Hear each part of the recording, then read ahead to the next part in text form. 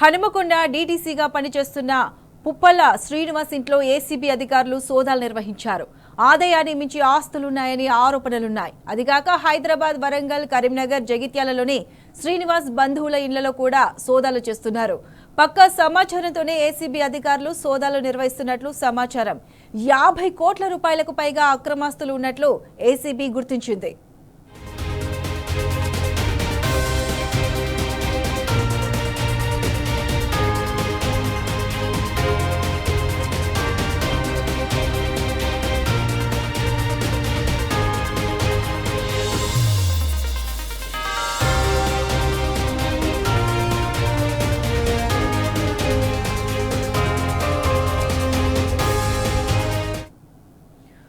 హనుమకొండ డీటీసీగా పనిచేస్తున్న పుప్పల శ్రీనివాస్ ఇంట్లో ఏసీబీ అధికారులు సోదాలు నిర్వహించారు. దీనికి సంబంధించి పూర్తి అప్డేట్స్ మా ప్రతినిధి రవికాంత్ అందిస్తారు. రవికాంత్, చెప్పండి, దాదాపు 50 కోట్లకు పైగా అక్రమాస్తులు ఉన్నట్లు ఏసీబీ గుర్తించింది. దీనికి సంబంధించి పూర్తి అప్డేట్స్ ఏంటి? ఇప్పటికైతే వాళ్ళకి సంబంధించిన ఏసీబీకి సంబంధించిన విచారణ అయితే కొనసాగుతుంది.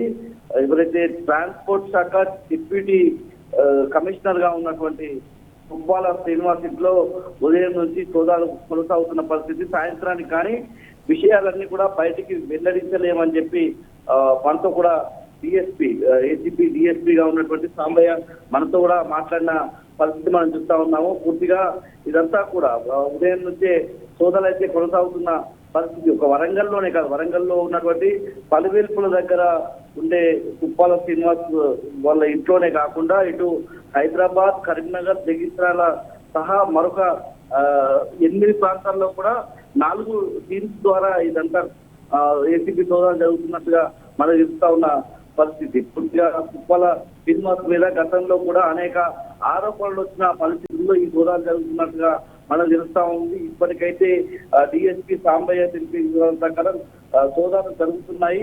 మేము ఇంకా ఆరాధిస్తున్నాము. ఏదైతే డాక్యుమెంట్స్ కావచ్చు, ఇంట్లో ఉన్నటువంటి ఇతర అంశాలు, ఆస్తుల అంశాల మీద ఆరాధిస్తున్నాము. అన్ని విషయాలు కూడా సాయంత్రం వెల్లడిస్తామని చెప్తున్న పరిస్థితి మనం చూస్తా ఉన్నాము.